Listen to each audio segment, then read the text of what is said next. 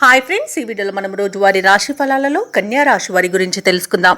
అంతకన్నా ముందు చిన్న రిక్వెస్ట్ ఫ్రెండ్స్, ఈ వీడియో మొదటగా చూస్తున్నట్లయితే లైక్ చేయండి, షేర్ చేయండి, అలాగే సబ్స్క్రైబ్ చేయడం అసలు మర్చిపోవద్దు. మీ యొక్క సపోర్ట్ నాకు ఎంతో అవసరం.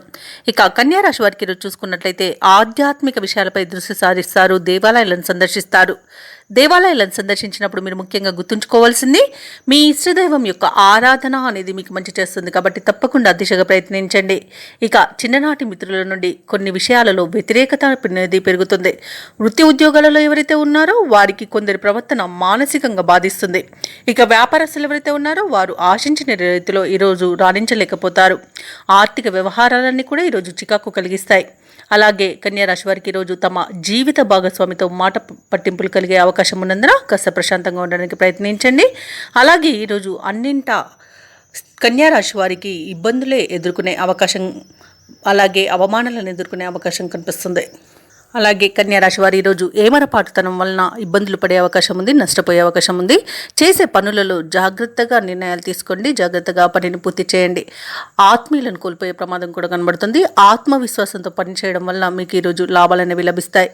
అలాగే ఈరోజు అనారోగ్య సమస్యలు వేధించే అవకాశం ఉన్నందున ఔషధ సేవనం చేయండి. తగ్గకపోతే వైద్య సంప్రదింపులు చేయడం మీకు ఎంతో మేలు చేస్తుంది. ఇక షేర్ మార్కెట్లలో ఎవరైతే పెట్టుబడులు పెట్టాలనుకున్నారో వారు పెట్టకపోవడమే మంచిది. అలాగే వివాహ ప్రయత్నాలు కూడా ఈరోజు మానుకుంటే మీకు మేలు జరుగుతుంది. ఇక ఈరోజు కన్యా రాశి వారికి ప్రయాణాలలో వాహన ప్రమాద సూచనలు ఉన్నవి, కాబట్టి వాయిదా వేసుకోండి లేదా తగిన జాగ్రత్తలు తీసుకోవడం అనేది చెప్పుకోదగ్గ సూచన.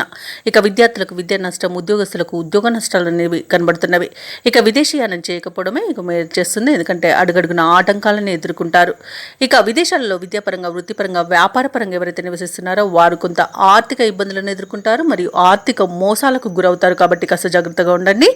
అలాగే ఆస్తి పంపకాలలో ఆస్తి నష్టం అనేది కలుగుతుంది. ఇక కోర్టు వ్యవహారాల్లో కూడా మీకు కొంత ఇబ్బందులు ఎదురయ్యే అవకాశం ఉన్నందున వాటిని రాజీ కుదుర్చుకోవడానికి ప్రయత్నించండి.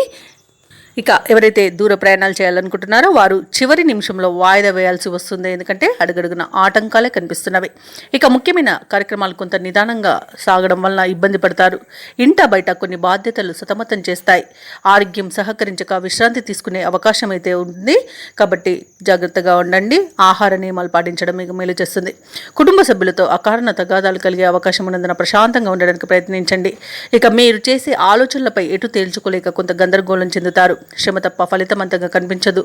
వ్యాపారస్తులు, వాణిజ్యవేత్తలు ఎవరైతే ఉన్నారో వారికి కొత్త సమస్యలు ఎదురై సవాళ్లుగా నిలుస్తాయి.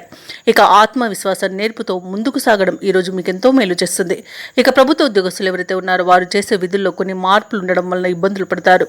చిత్ర పరిశ్రమ వారికి, క్రీడాకారులకు తెలివిగా వ్యవహరించాల్సిన రోజుగా చెప్పవచ్చు. ముఖ్యంగా విద్యార్థులకు అసంతృప్తికి లోనయ్యే అవకాశం కనిపిస్తుంది. మహిళలు కొంత మానసిక వేదనకు గురవుతారు.